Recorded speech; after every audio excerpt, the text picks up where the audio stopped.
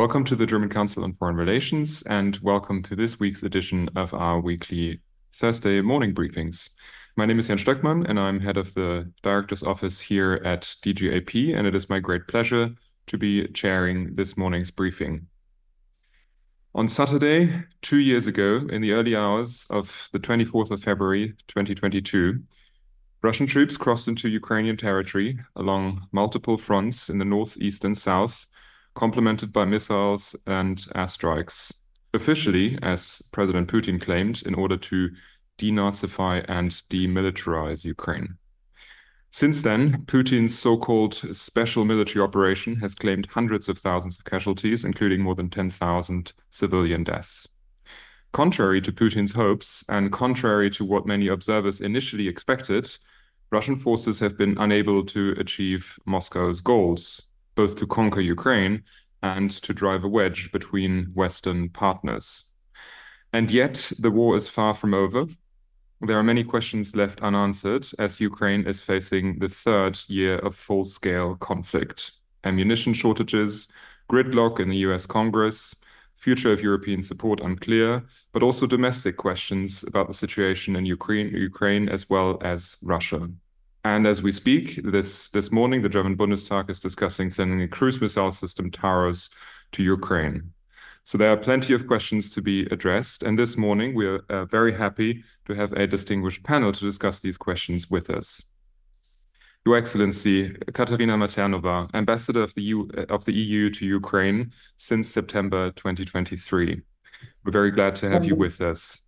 You are a former Deputy Director General at DG NEAR, the Directorate General for Neighborhood and Enlargement Negotiations, and before that, Deputy Director General in DG Regional Policy. Very glad to have you.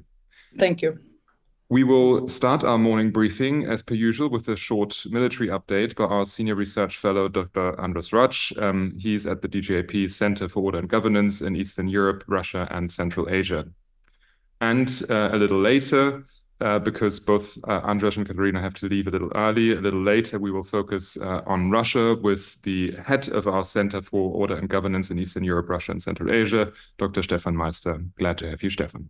Thank you. Morning. Good now, before we begin, just a few housekeeping announcements. We would like to remind you that this event is being recorded and will be uploaded subsequently. We will kick off our conversation on the panel with short 5-minute intro remarks and then open up for questions after about 30 minutes. If you would like to ask a question during the Q&A, please raise your hand, and when invited to speak, briefly introduce yourself and keep your question relatively short so we can pick up as many as possible. Finally, let me say a word of thanks to my colleagues helping in this event series, above all Milan Nitsch, Henning Hoff, Julia Löwer, and others. Now, let's start with a brief military update from András. What's going on at the front? What's needed most at the moment? Thank you very much. Good morning to all of you again. And please allow me again to sincerely apologize for the need to leave earlier. I need to leave at 9:00 sharp. So in my remaining 4.5 minutes about the military situation, while people tend to describe the situation as a stalemate, in fact, it's not.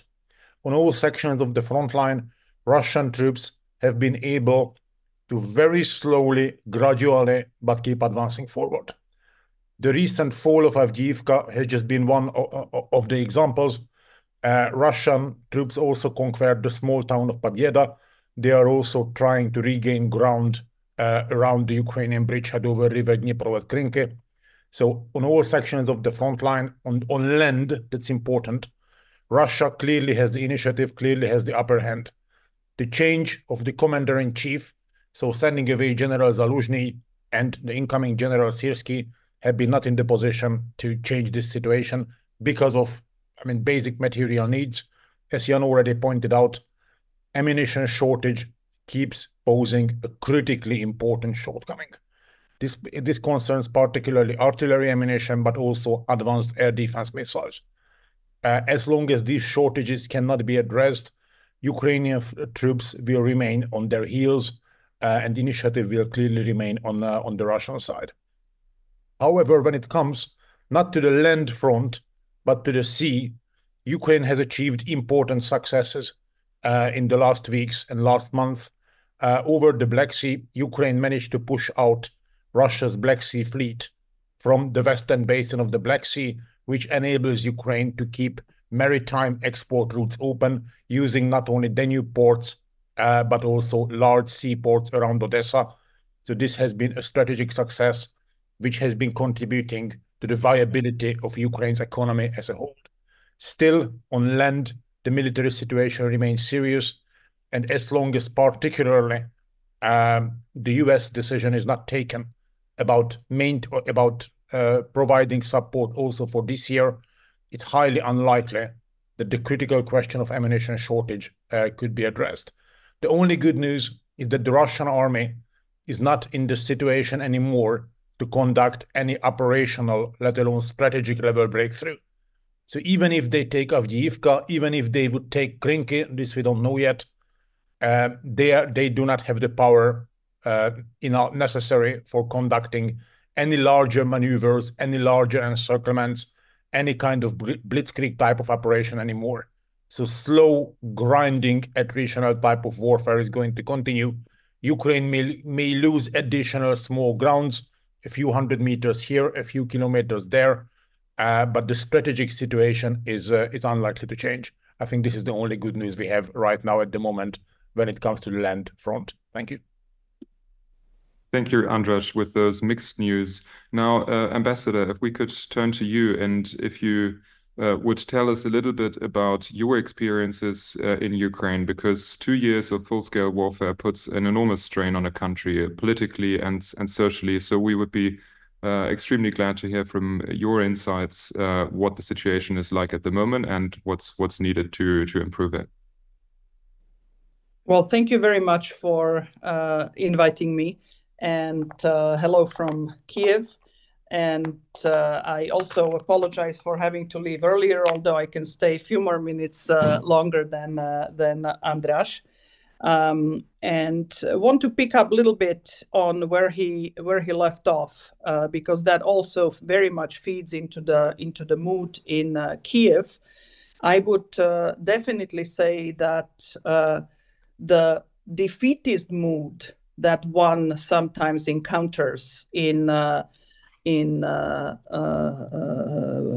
Western media, and that sort of parrot a lot the Russian narrative, is actually not really justified. Let's go back. On Saturday, we have 2 years anniversary. Let's go back to the assessment of every single Western intelligence agency the week before.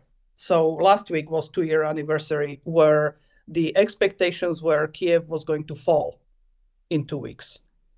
And we were all making contingency measures, etc., what to do, how were we going to be in touch with the exile government, and so on. And the fact that, as András mentioned, yes, there is progress on the ground, but the progress is not such that one would have expected, or one in fact had expected of the Russian army, is a huge success in itself. And just to make the point you made, I'll get back into the issue of Black Sea in a second. But what we have seen, apart from the Black Sea successes, we have also seen with the first ever air defense close to the front line, 6 Russian aircraft being shot down, 5 or 6, I don't remember the exact number. So what this reinforces is the fact that movement is possible on the, including on the land front lines, but there would need to be sufficient equipment for that. There would need to be ammunition. The Ukrainians are outgunned 5 to 100, so they ration ammunition to levels which are absolutely not sustainable, and obviously have attempted the counteroffensive that is touted universally as the big failure. Sure, was it realistic in the first place? There's no Western army that has ever attempted this in modern times without air cover. They were actually doing the counteroffensive without the air cover. And so I think that this little bit puts into perspective how one needs to look at the situation. Question for the future: can they sustain the war effort, the Ukrainians, without Western support? Absolutely not. And in this sense, I'm really encouraged, and we are all very glad to see Germany really stepping up. And the mentioning of the Taurus weapons, in fact, as a real possibility is excellent news. But we are not there yet in terms of really supplying what they need. But let me now get back from the army side, just to pick up on the point on the Black Sea, on the economic impact. In fact, the Ukrainians, with the help of the allies, were able to reestablish the Black Sea navigation for their export, which is right now about 4 or 5 times as big as the much better known Black Sea Grain Initiative that was previously negotiated and then abandoned by Russia. And their exports have now reached pre-war levels, which is an extraordinary testimony to the ingenuity, the resilience, and the support, and what can be done with the support of allies. On the 1st of February, we marked a date which is going to come into the naval history books. Was the first time that unmanned vehicle, Ukrainian designed and produced naval drones actually drowned Russian cruise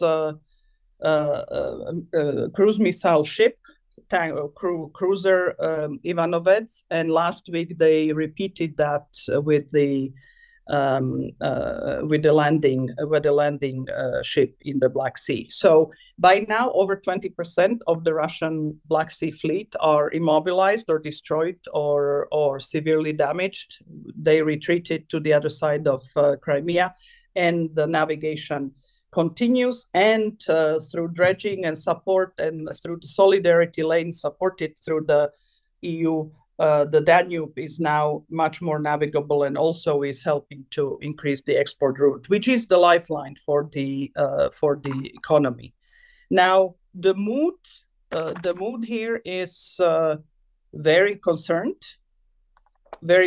about the Western staying power, very concerned about US funding, both on the military side and on the civilian side, the budget support, because all the projections, all the IMF calculations, etc., are all based on US coming in this year with budget support. And if that doesn't happen, then not only the economy will have a problem, but the state coffers and the public services will have a difficult time being sustained at the current level. The other big issue that is currently heavily debated is mobilization and the need to bring more people into the army. Obviously, not a popular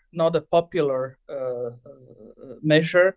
There are discussions about how much one needs to decrease the age from the current 27 eligible age to lower it to bring also younger people to the front. But as you can imagine, this is not helping the morale in the country.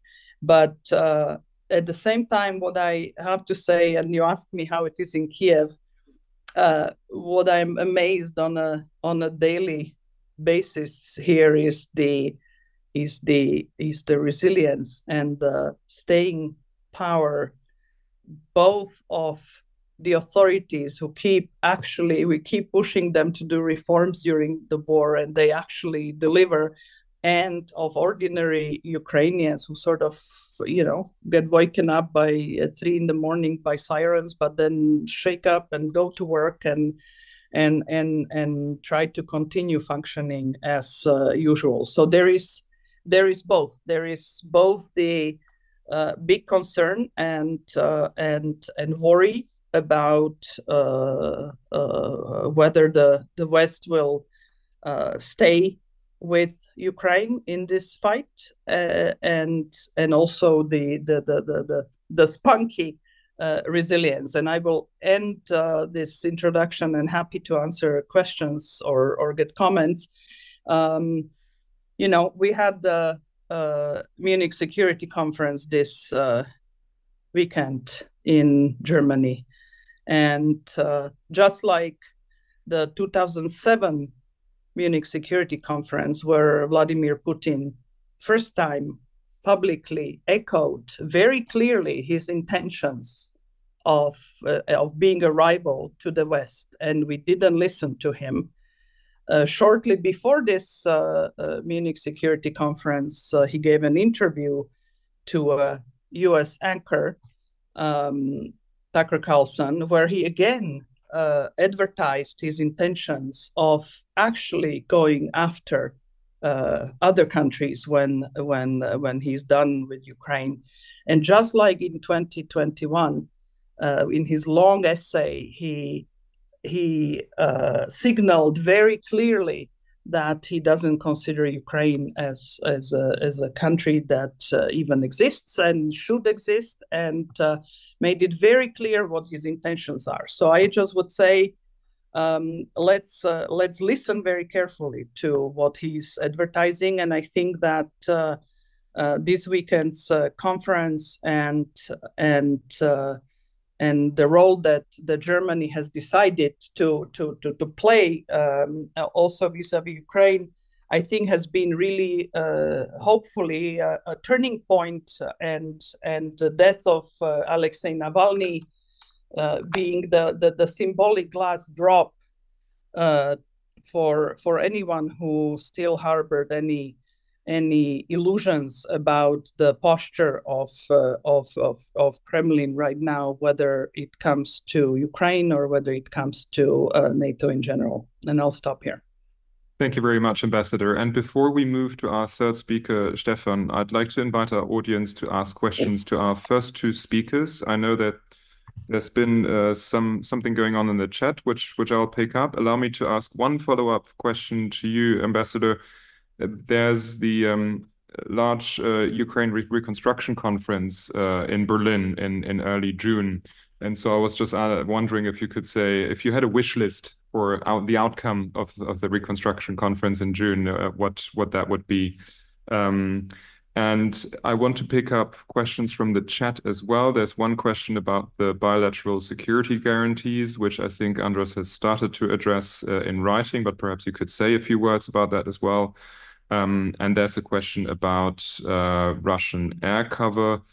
So some military questions, I think, directed at you. Let's go in this order. Again, András first, and then over to you, Ambassador. Thank you. I just started answering the question of Volkmar Hartje about the Russian air cover beyond missiles. During the siege of Avdiivka, this was one of the very few cases during the war where Russians managed to establish absolute air superiority over a certain territory. Russian aircraft still do not really fly over Ukrainian territory. I mean, Ukraine-controlled territory. So, I mean, the Crimea is Ukrainian and all that. So they do not fly over Ukrainian-controlled territory because Ukrainian air defense is still strong enough for making that fairly dangerous for them. Instead, they use glide bombs and precision missiles in large quantities. And these glide bombs, which have been actually converted from old gravity bombs, are fairly destructive simply because of the sheer amount of explosives they contain. At Avdiivka, we also saw Russian combat helicopters providing close air support, but this is basically the maximum Russian Air Force has been able to do in Ukrainian airspace. So no Russian aircraft are not flying over Ukrainian skies deep over the Ukrainian territory. I mean, that would be quite a suicide for them. When it comes to the security guarantees, there were widespread expectations, or not expectations, rather hopes on the Ukrainian side that these agreements would contain also defense guarantees. This did not happen. So nobody made a commitment to actually go and fight for Ukraine with British or French or whatever soldiers. However, the agreements contain very important, lasting guarantees to keep supporting Ukraine. I mean, in some cases, with very particular amounts of money dedicated. And these lasting commitments are very, very important for Ukraine and for the sustainability of the Ukrainian war effort. Despite all the optimistic talks of many people, and I'm not talking about the EU because Ambassador Mathernová is here, when it comes to NATO membership, I do not see this coming anytime soon. So, because of a number of reasons. So in the absence of an immediate NATO membership perspective, these security guarantees, I think, de facto the best ones that Ukraine could get. And the good news is that Ukraine is getting them from more and more countries. So I think we are on the right track with that. And nobody shall expect either EU or NATO flags flying over Ukraine anytime soon. I mean, there is no easy way in. It will be interesting to hear from you, Ambassador, what sort of signal these guarantees are sending to Ukraine. So what do you respond to? Well, I very much agree that they are extremely important and very welcome, and having it from key G7 and other European countries is actually essential, because I also agree that with the current situation, especially across the Atlantic, the NATO discussions are complicated. But I would like to distinguish the joining NATO and joining EU a little bit, because let's make sure that it's understood that while for NATO it's a matter of political will of the NATO member states to let them in, for the EU membership there is still also a technical, it is political will, sure, to proceed in the various steps, but there is a lot of technical work behind it.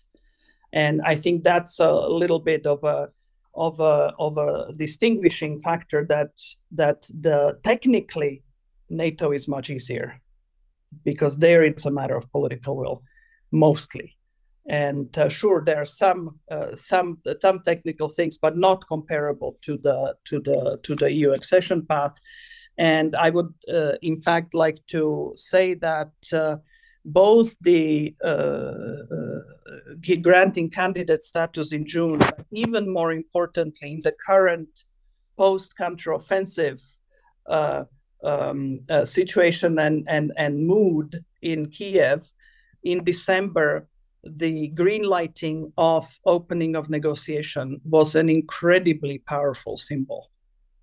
And something that, in fact, when you talk to, I had friends who visited, a number of journalists who visited a number of military brigades around the country. The soldiers on the ground were asking, are we going to open negotiations for entering to the EU? I mean, it's to that level of potency an important signal, because it gives people hope. It gives soldiers hope that their kids are going to live in a different country, even if it may not be themselves making it. So this is an extremely important trajectory.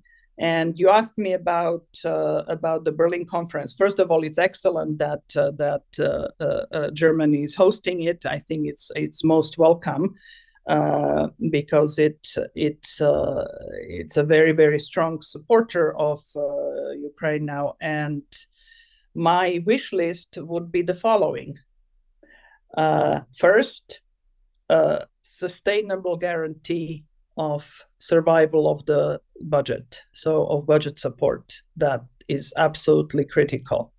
We just passed the Ukraine facility of 50 billion, but again, all of that was calibrated without the potential fallout of US funding in the civilian sphere. So that's something that may need a rethought.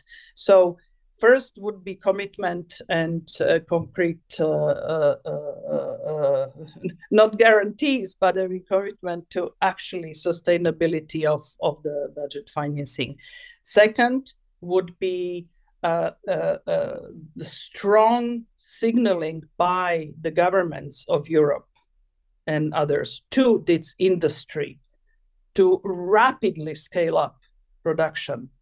I mean, it's unbelievable that the richest bloc in the world is discussing whether we can produce shells that they need for their arms or not. I mean, it's not exactly a high-tech dilemma. It's really about turning up the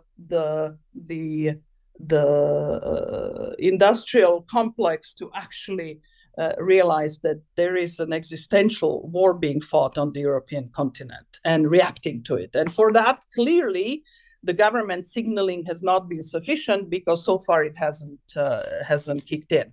It's excellent that Germany is now going to be producing ammunition in Ukraine in a joint venture, if I understand correctly, or close to the border. And but there is other initiatives that need to come, and I think Germany is in a great position to be the convener of these initiatives. Mm-hmm. And third, I would say that we need to also increase the support to the reconstruction, but not even the post-war. I mean, there is the country is segmented into 3 bits, and there is rehabilitation of destroyed infrastructure happening on a daily basis. And so far, the budget's been covering most of it, but I think now it's such a squeeze on the budget that the donor community needs to come in a lot more visibly, and that's where second pillar, one of the 3 pillars of the Ukraine facility, will also contribute to. So that's my wish list. Thank you so much. And I know that András has to leave in about 2 minutes.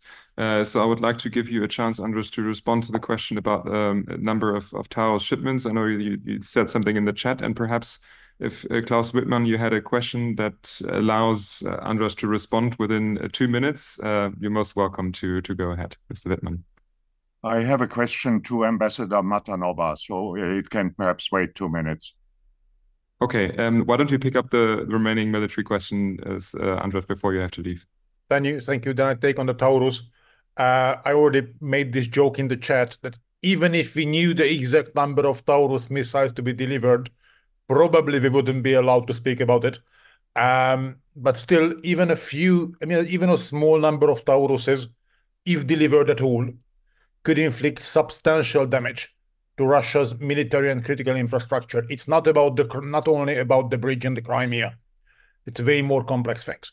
So even a few Taurus hits could massively damage Russian infrastructure and therefore force Russia to fundamentally adjust its entire military posture, including logistics, commanding structure, the air bases they use. So even a small Tauruses could have a big effect. So I keep all my fingers and toes crossed for today's voting. Thank you again. And sorry, I really need to leave. Thank you again for joining us today morning. Thank you, András. Great meeting you, András. And on this point, I just want to say that it's not only the commitment that matters, but the delivery and the timing of it. And where we have perhaps has been as stellar is actually in the timeliness of the deliveries. And because that's what, we see what changes the air protection can mean, etc. What the timeliness of tank, whatever armored vehicles, all the things I can't really talk about because I'm not a military person. But the timeliness has been a problem. And when you talk to the excellent Minister of Defense, he says, I can't shoot from commitments. I actually need the deliveries. So just echoing what András said. Thank you. We know that you also have to leave soon, so I suggest that we collect just a final round of questions for you, Ambassador, and then move on to Stefan Meister. Klaus Wittmann, please.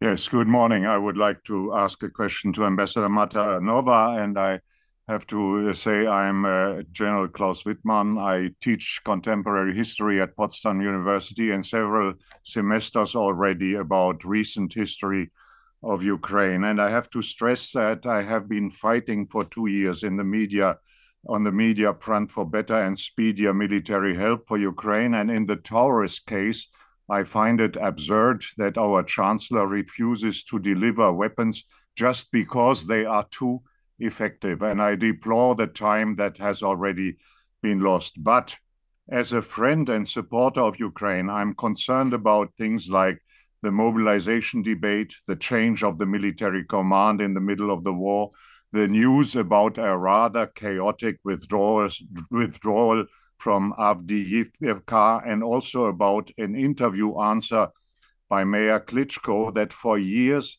he has not spoken with President Zelensky. I hold to what I have said on TV several times. Zelensky is the face of freedom while Putin personifies the folly of tyrants. But I worry that on some of the points I mentioned, Zelensky's leadership and authority may be in the process of suffering. And for an honest question, I would like to have an open answer. Thank you. Thank you. Allow me to pick up one more question from the chat from my colleague Nasser Psomyan, about EU accession. She says it seems that the negotiation framework won't be presented in March and only after the EU elections. How do you see this being perceived in Ukraine, and also how it impacts the process? And if you allow, there's one final question by Elmar Brok. If you would like to come in, please. Thank you. Good to see you. I think what you said in your last remark, that timing is an important question. I have also to ask what we have to do because of ammunition in the European Union. I had opportunity 2 days ago to talk to one of the major CEOs of German weapon industry. And when I see that the European Union has promised 1 million ammunition 155, then I have to see that then especially Germany and France have decided that they will order the ammunition nationally. And this has the result where we are that we could not deliver. Instead of ordering it or European-wide, worldwide from Brussels. Now Germany will produce this ammunition beginning 25. That is a little bit long. Is it not right that in Brussels is pushed more to do it together as we did it in the COVID time, that we have one ordering point worldwide in order to be time to deliver it?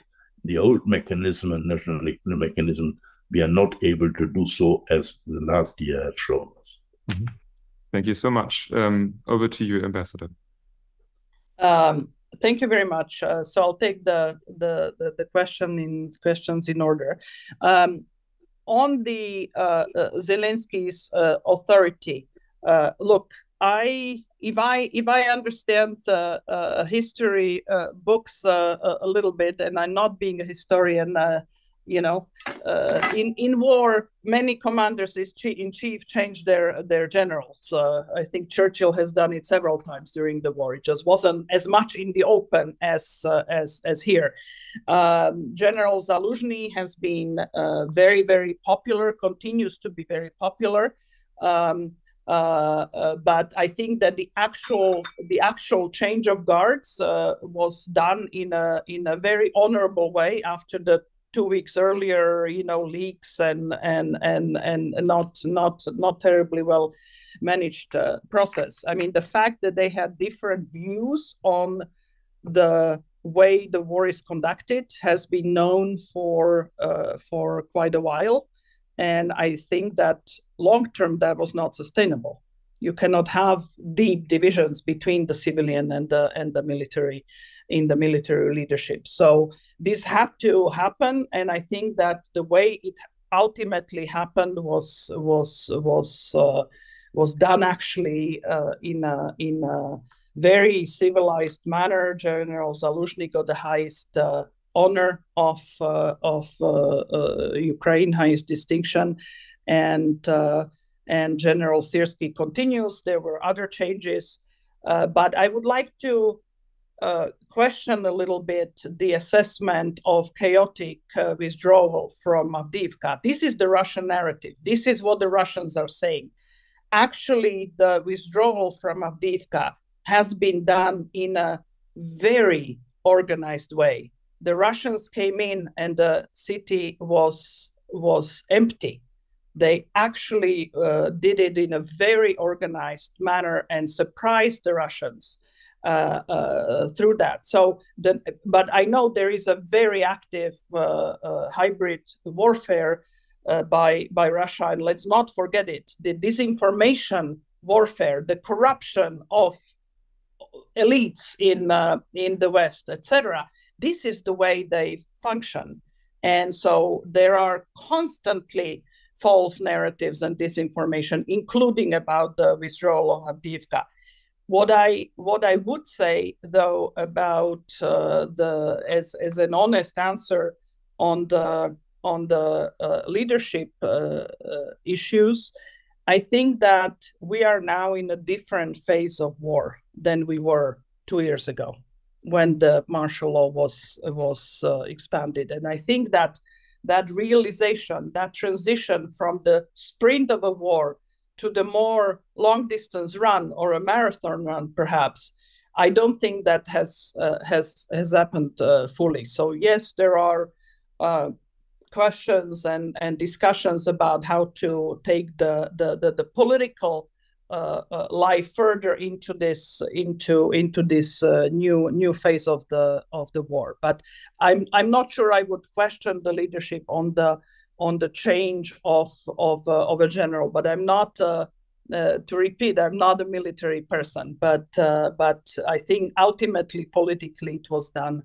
the way it should have happened from the beginning, and the situation was not sustainable without it. As to the accession, what is the reaction of the Ukrainians? They will be very disappointed. That's very clear, partially because they also created expectations about how quickly they're going to join the EU. There is actually a technical process, but one thing we need to understand: time moves differently here. Sometimes I meet with my diplomatic colleagues and we say, wait a second, this was last week. No, that was actually yesterday morning. I mean, so many things happen. Things that in Brussels, you experienced in a month, you experienced in a matter of 3 days. And what you did in 1 day, it happens in an hour. So time moves very, very differently. And there is a level of impatience that one needs to factor in. So there will be disappointment, but that's something that we'll just need to deal with and help them go through. And Elmar's question, sure, look, in an ideal world we would have been able to do a joint procurement and get authorizations from the constituent members of our union to actually do it centrally. But you remember how initially hard it was to do in an area where the EU didn't have that authority in the medical field, and there was a virus. We were all under every European was under worry about COVID. Here, some perceive it as our threat, what Putin's doing in Ukraine.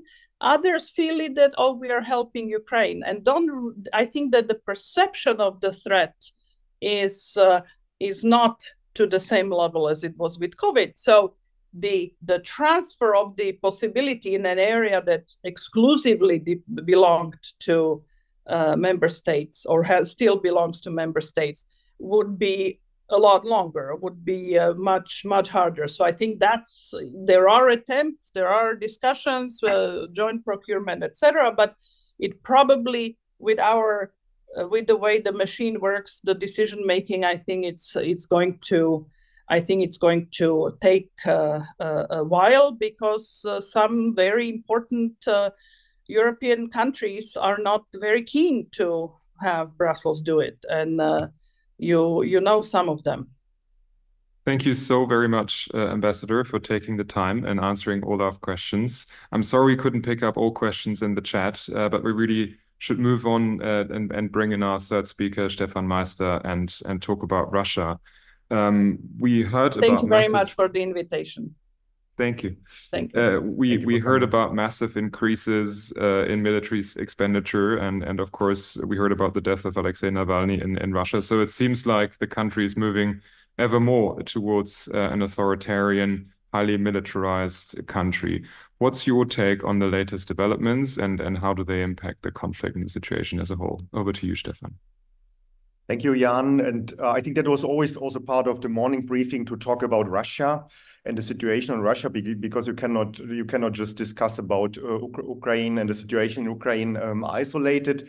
I will also talk a little bit about military issues later, but let's just start. I think it's crucial to start with the death of Alexei Navalny. I think which somehow has been expected in a way, but it's a huge shock. I think it's a huge loss also for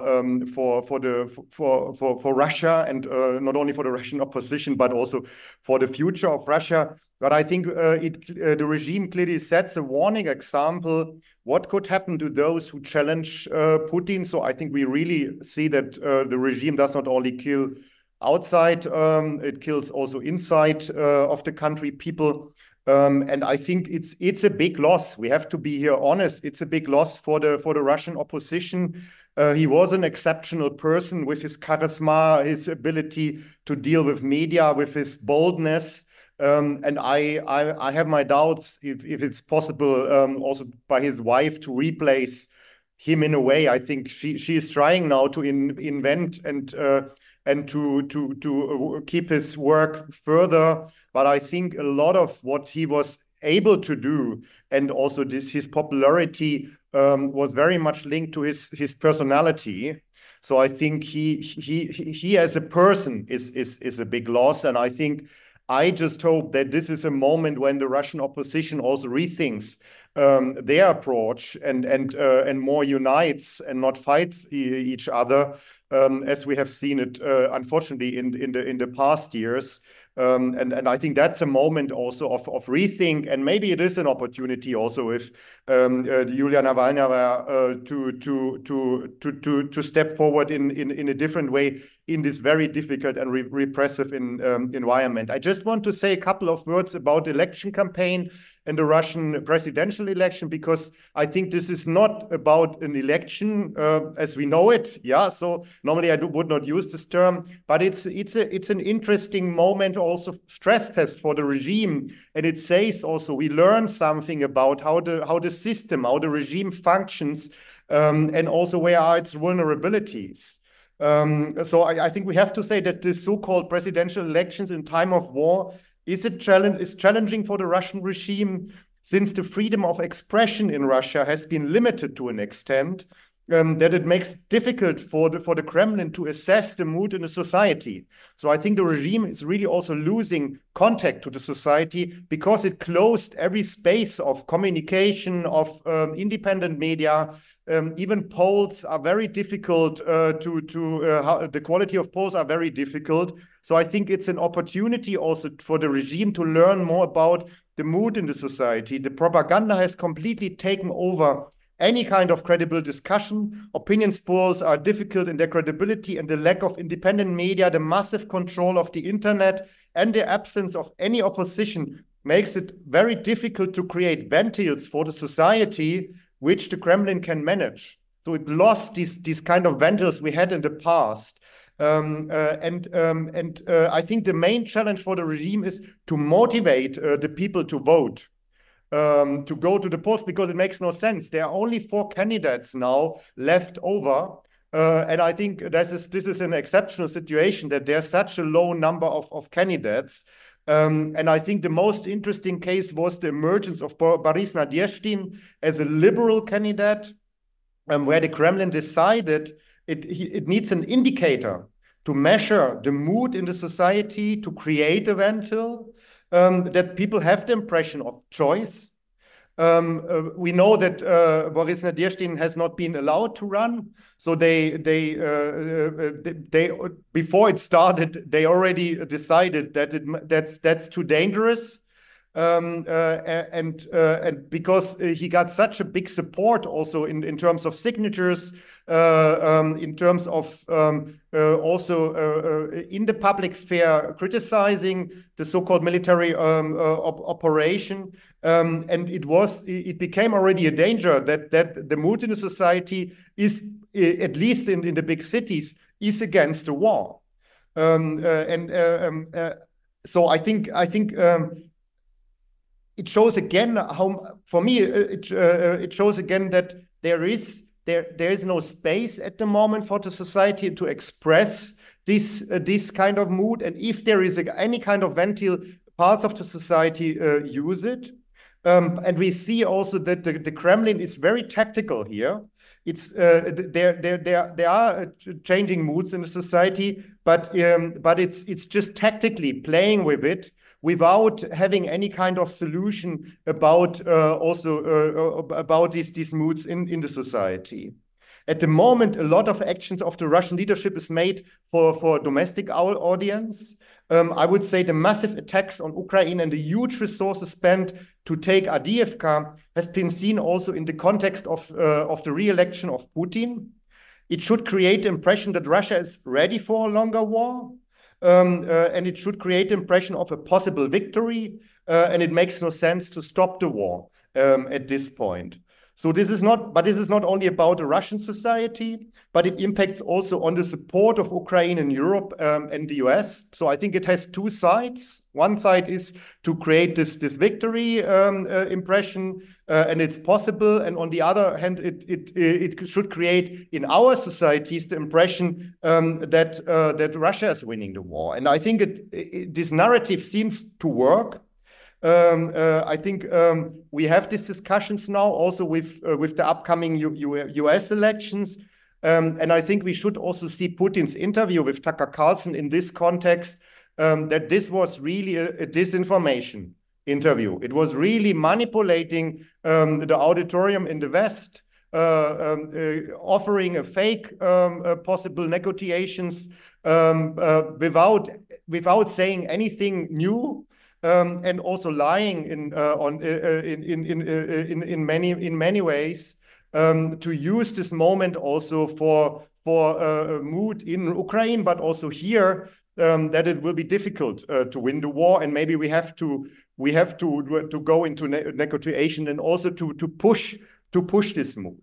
And I think we have to say that Russia has adapted to the war. It has partly shifted to a war economy. It has increased its ammunition and weapons production, so it did its homework. And we see also that it's able to adapt to this new situation. And I think that's the strength really of the Russian system. Yesterday there was an announcement that Russia has purchased 400 ballistic missiles from Iran. It has also purchased ammunition and missiles from North Korea.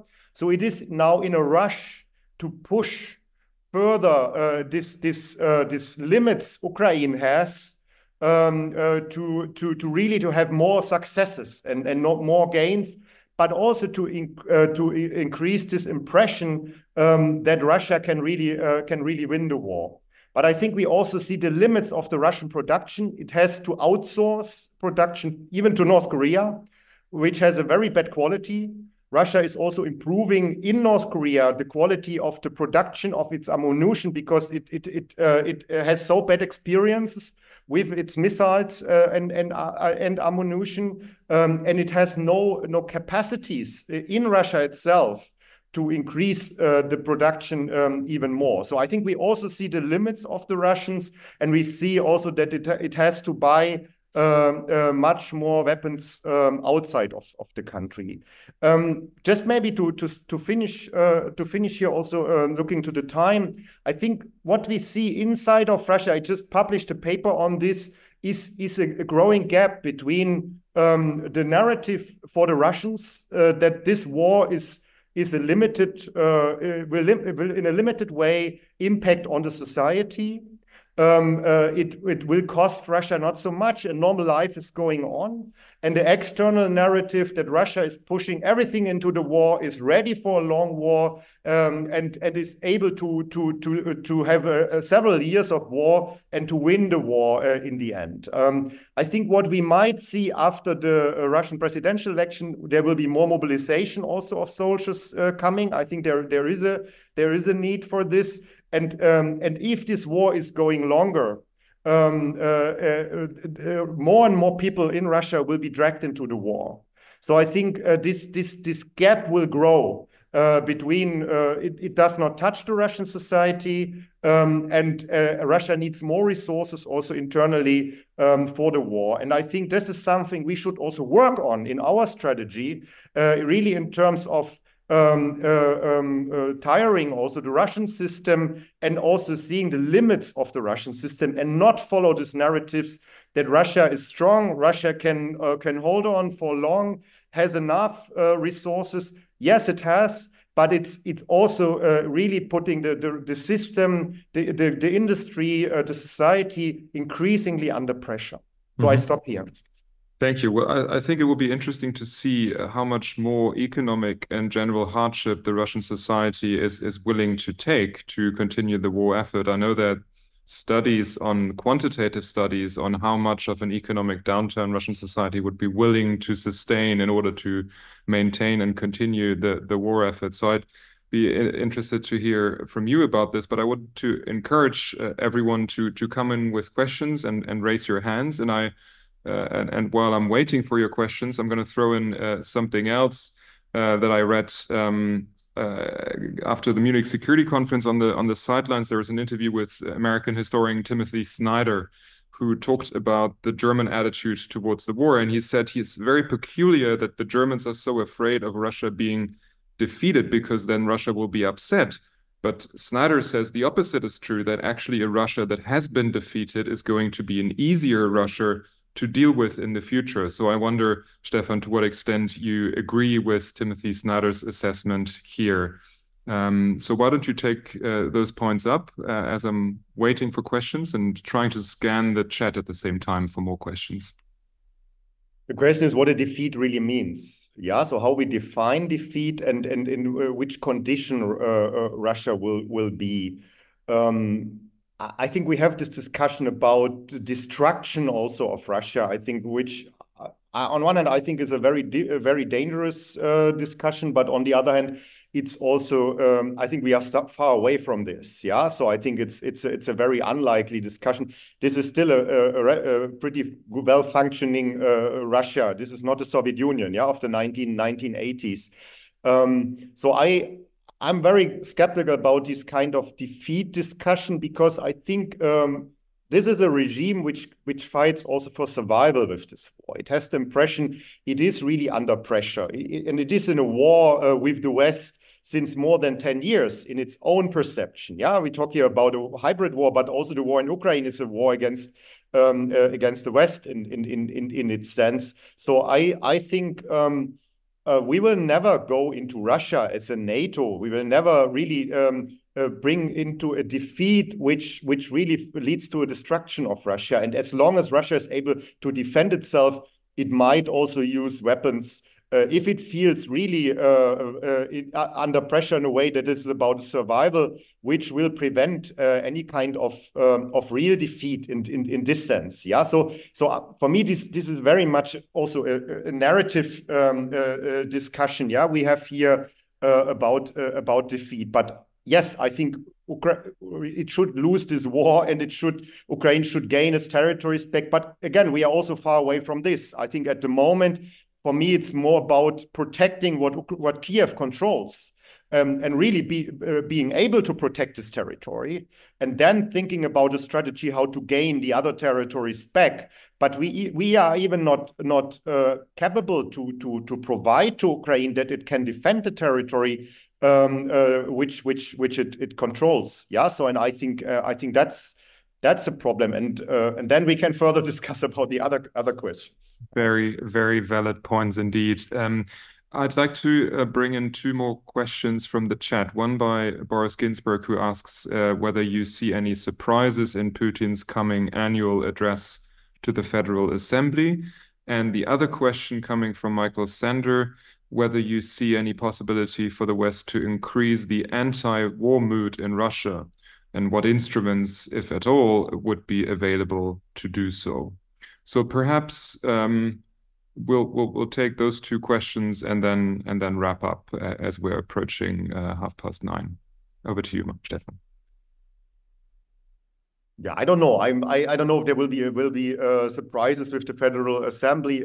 I think the regime at the moment don't want to change too much. This is normally the case before elections, that it's really about stability and managing the election campaign and the election itself in a relatively stable environment. So I rather expect some new things after the election, not now.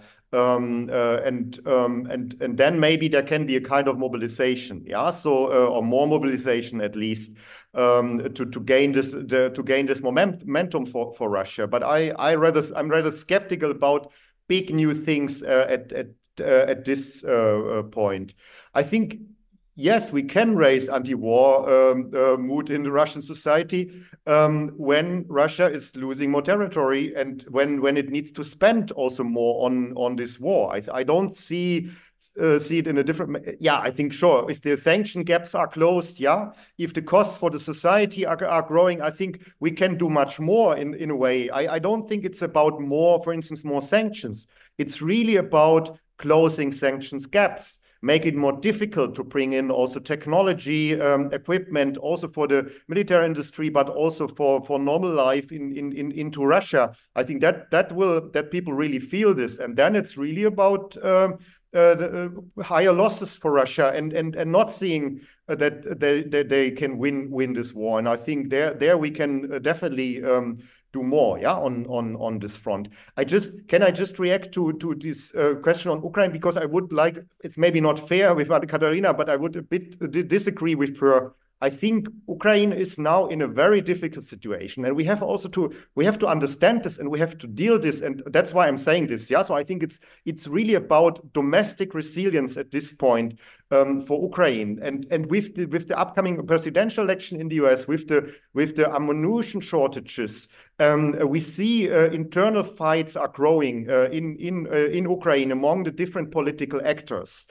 And also the shift of the top level of the military, I think, in this period, in this moment of the war, is definitely not a strategic military decision, but it was a political decision by the president, whose rating is going down, and who is increasingly interfering into military decisions, and trying to raise his also rating with not making unpopular decisions like mobilization, which is very much needed for Ukraine.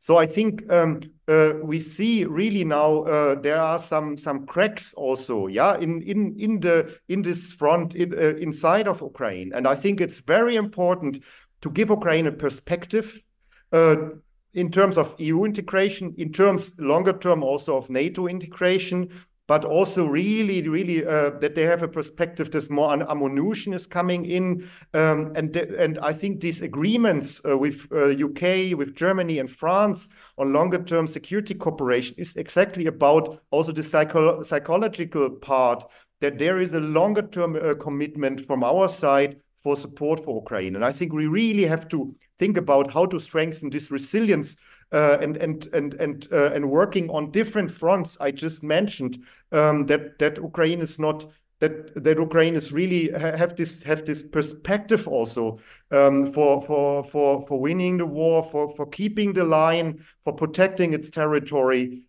Because if this is not the case, it will have huge consequences also for us in terms of more migration from Ukraine and more loss of territory. Thank you, Stefan. We will be watching this dynamic here at the morning briefing and the German Council on Foreign Relations going forward. But for today, let me thank you and the other speakers and, of course, everyone in the audience for tuning in and discussing these urgent, if not very, very happy questions this morning. I wish everyone a lovely day and see you next week. Bye-bye.